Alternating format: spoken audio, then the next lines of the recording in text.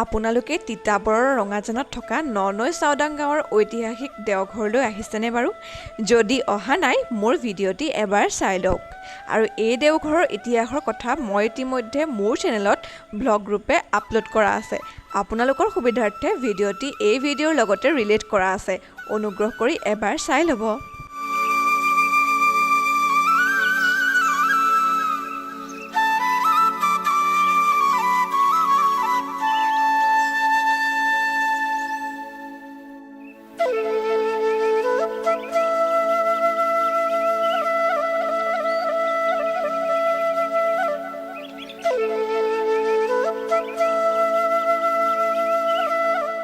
আজি যিহেতু বৃহস্পতিবাৰ, সেইবাবে আমিও এপাক আহিলোগৈ দেওঘৰৰ পৰা।